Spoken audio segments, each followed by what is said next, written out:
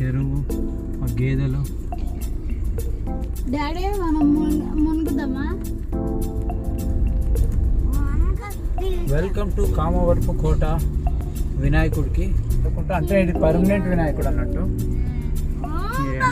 ఇక్కడ బాగుంది గుడి కూడా, చిన్న గుడి ఉంది. కామవరపు కోట వినాయకుడు ఏది అవునే, లడ్డు పట్టుకొని దండం పెడుతుంది ఆ మూషికం కూడా. చాలా బాగుంది అన్నమాట.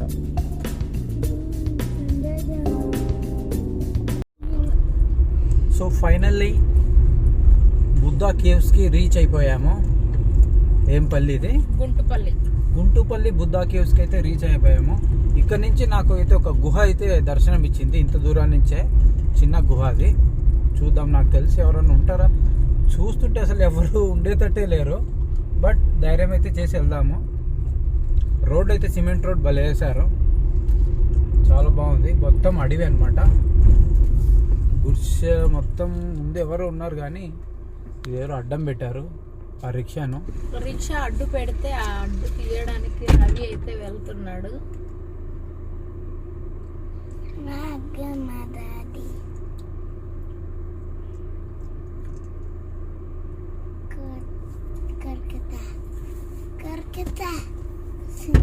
డాడీ వెయిట్ ఉందా? అది వెయిట్ ఏం లేదు.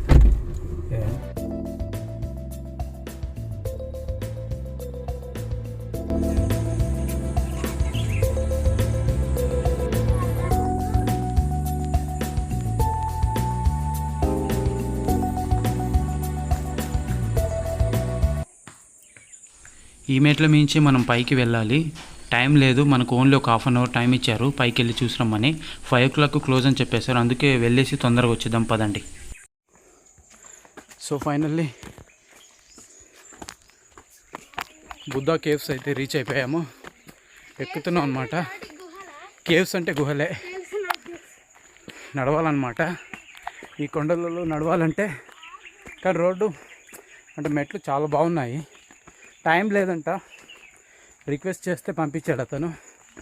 Time only entry time 4 o'clock entry, 5 కల్లా కిందికి వచ్చేసేయాలంట.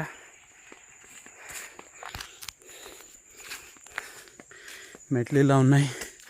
ఇక్కడ ఒకటి ఉంది కేవ్, రండి. గ్రేట్. రిషి కూడా నడుస్తున్నాడంటే చాలా చాలా గ్రేట్. సాత్విక్ అయితే అలసిపోతున్నాడు. నేను కూడా చాలా, కొన్ని మెట్లు ఎక్కేసరికి మరీ టూ మచ్గా ఉన్నాయన్నమాట. చూడండి చాలా స్ట్రైట్గా ఉన్నాయి. పక్కన మొత్తం అడవి అనమాట. ఇట్లా మొత్తం చెట్లల్లో ఉందన్నమాట ఈ కేవ్స్. పోతున్నాం, స్ట్రైట్గా ఉన్నాయి మెట్లు అయితే. చాలా హైట్లో ఉంది కొండ. చూడండి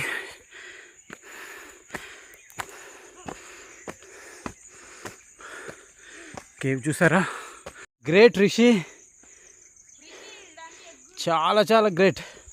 మై గాడ్, ఇక్కడ నుంచి చూస్తే స్ట్రైట్గా ఉంది. అసలు ఎంత డౌన్ ఉందంటే చాలా డేంజర్గా ఉంది. రిషి ఎక్కాడంటే చాలా చాలా గ్రేట్. అస్సలు ఆగలేదు.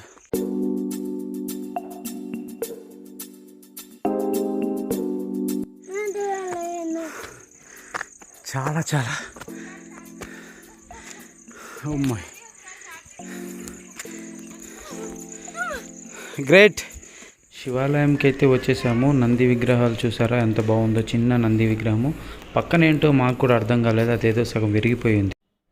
ఈ గృహలను క్రీస్తుపూర్వం 2వ శతాబ్దంలో తయారు చేయడం స్టార్ట్ చేస్తే 5, 6వ శతాబ్దంలో నాటికి కంప్లీట్ చేసేసారనమాట. శివలింగం చూసారా ఎంత అద్భుతంగా చెక్కారో. కొండనే ఈ విధంగా చెక్కారనమాట. ఇప్పుడున్న ప్రజలైతే దీన్ని ధర్మలింగేశ్వర స్వామిగా దీన్ని పూజించుకుంటూ పూజలు చేస్తున్నారనమాట.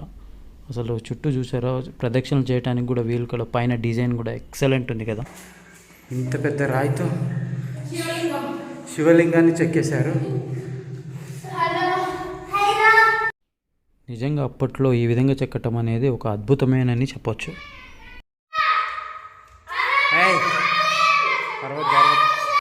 ఇక్కడ బౌద్ధ భిక్షువులు ఉండేవాళ్ళు అనమాట. వాళ్ళు ధ్యానం చేసుకోవటానికి ఈ గుహలను చెక్కారనమాట అప్పట్లోనే. అప్పటి నుంచి వాళ్ళు ఈ గుహలలోనే ధ్యానం చేసుకుంటూ ఉండేవాళ్ళు అనమాట.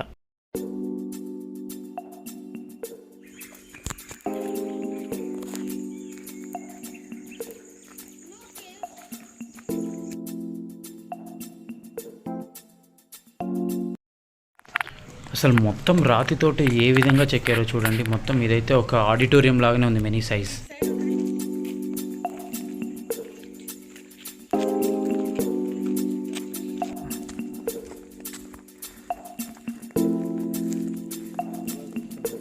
టైం అయిపోయిందా? మాకు టైం అయిపోయింది, అందుకే త్వరగా రమ్మంటున్నారు. పైకి వెళ్ళి ఫటాఫట్ చూసేసి వద్దామని చెప్పేసి నేను ఒక్కడిని బయలుదేరుతున్నాను. నాతో పాటు రిషి, సాత్విక్ కూడా వచ్చారు. ఇక్కడ చూడండి అసలు ఎంత బాగున్నాయి ఇవి. ఓ మై గాడ్, ఎలా చెక్కారు చూడండి. ఇవన్నీ రూమ్స్ అనమాట. ఈ రూమ్స్లలో వాళ్ళు ఉండేవాళ్ళు అనమాట. అప్పుడు ఏమైనా వర్షాలు అలా వస్తే మొత్తం ధ్యానం చేసుకునే టైం అంతా బయట ఉండేవాళ్ళు, మిగతా టైంలో లోపల ఉండేవాళ్ళు. ఇవన్నీ ద్వారాలు, కిటికీలు అసలు ఎంత బాగున్నాయి చూడండి. అసలు మొత్తం అసలు ఒక్క రాతి మీద కూడా ఒక్క శిల్పం కానీ ఎటువంటి బొమ్మలు కానీ లేవు.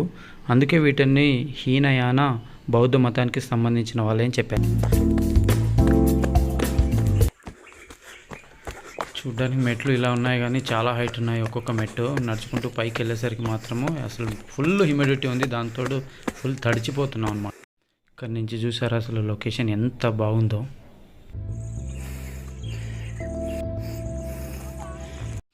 ఇక్కడికి రావాలంటే వర్షాకాలం లేదా చలికాలమే రైట్ టైము. ఎండాకాలంలో ఇంత గ్రీనరీ అయితే మిస్ అవుతారు. చూసారా గ్రీనరీ ఎంత బాగుందో చూడడానికి.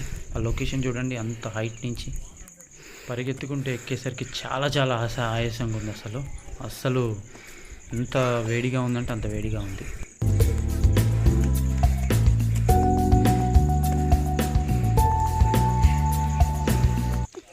ఇక్కడ దైత్య గృహములు, ఆరాప మండపాలు, ఇలాంటి స్తూపాలు ఉన్నాయన్నమాట. ఈ స్తూపాలు రాళ్లతోటి, ఇటుకలతోటి, వాటితో కట్టారనమాట. ఈ స్తూపాలు సుమారుగా ఇక్కడ 60 దాకా ఉన్నాయని ఒక లెక్క కట్టారు.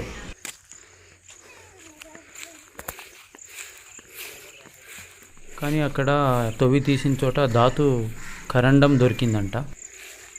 చూసారా ఈ స్తూపాలు చూడడానికి ఎంత బాగున్నాయో. ఇక్కడ ఒక మండపం ఉండేదంట.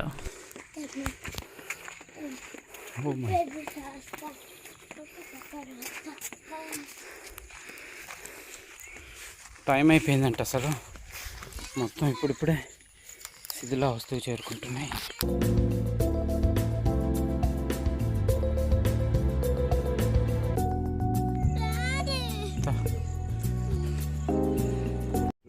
స్తూపాలు ఇక్కడి నుంచి చూస్తుంటే చాలా చాలా బాగున్నాయి కదా.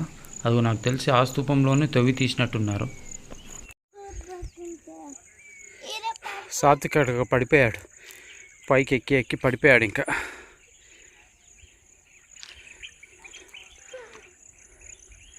ఎంత హైట్లో ఉంది కొండ, ఇంత హైట్కి ఎక్కేసాం అన్నమాట. ఇప్పుడు ఈ కేవ్స్లో అప్పుడు ఎలా ఉండేవాళ్ళు వాళ్ళు ఇంతకు మాత్రం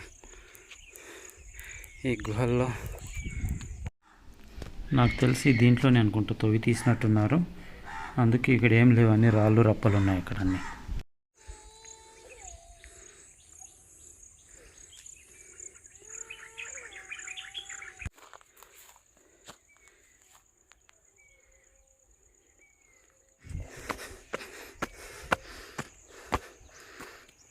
ఇటుకతో కట్టిన వృత్తాకార స్తూపం అంట ఇది.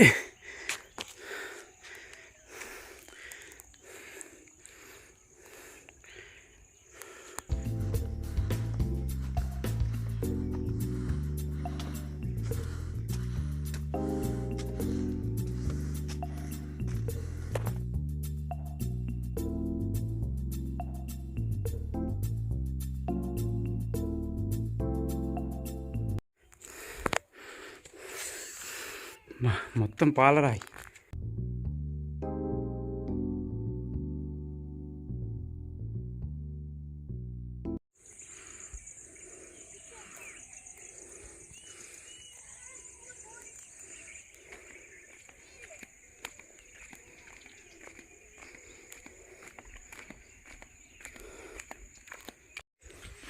మెట్లు ఉన్నాయి ఇక్కడ. మరి మెట్ల అమ్మడి పడితే టైం లేదు. యాక్చువల్గా వాళ్ళు ఎమ్మటే రమ్మన్నారు.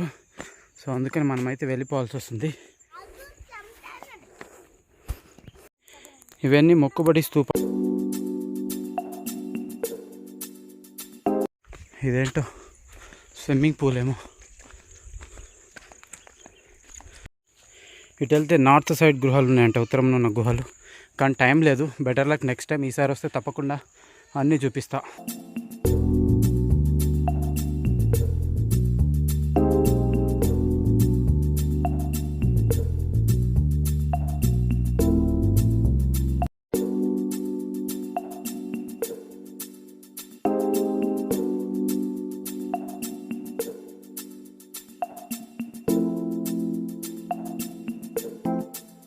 ఆరామములంట.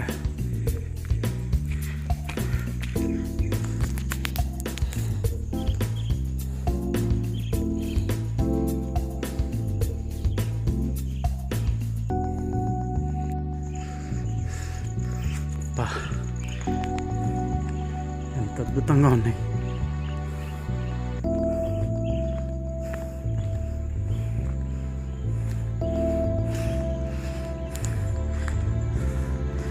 చూసారా?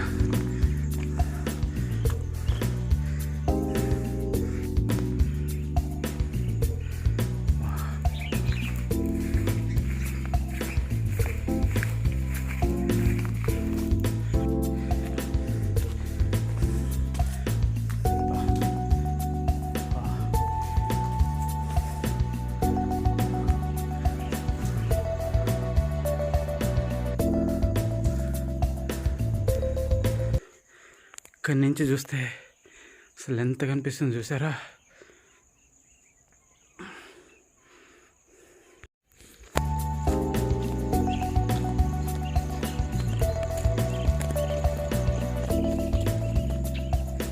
ఈ చోట ఇలాంటి శిలా పలకలు రాతులు బాతున్నాయి చూడండి. అటొకటి ఇటొకటి లైన్గా ఇటు అవి అక్కడ దాకా బాతేశారనమాట. ఎందుకు మరి? ఇవి టోటల్గా వచ్చేసి ఈ గుహలు పశ్చిమ గోదావరి జిల్లాలో ఉన్నాయి.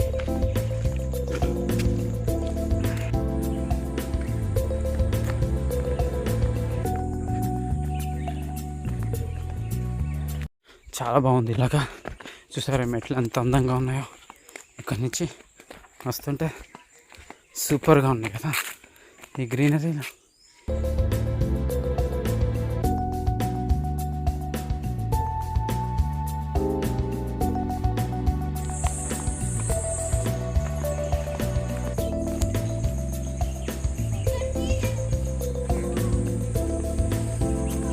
వాటర్ ఇవ్వండి నాకు. సాత్విక్ కృషికి ఇవ్వు. ఇదే మొత్తం ఎంట్రన్స్. ఇక్కడ నుంచి ఆ గేట్ ఉంది కదా, అక్కడి నుంచి ఎంట్రన్స్. ఇది వచ్చేసరికి శిలాపలకాలు మొత్తం డీటెయిల్స్ ఉన్నాయి. కేవ్ యొక్క డీటెయిల్స్.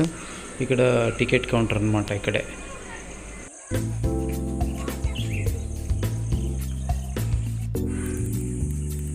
తీసుకోవాలి అక్కడ నాకు వాటర్ బాటిల్ అయినా. ఇది టైం లేదు. Better luck next time. ఇంకోసారి వచ్చి ప్రశాంతంగా చూడాలి పక్కా. సో ఈ వ్లాగ్ నచ్చితే లైక్ చేయండి, షేర్ చేయండి, సబ్స్క్రైబ్ చేసుకోండి తప్పకుండా. ఇంకా ఇలాంటి వీడియోస్ ఎన్నెన్నో వస్తుంటాయి. Sign off Ravichari vlogs. Bye.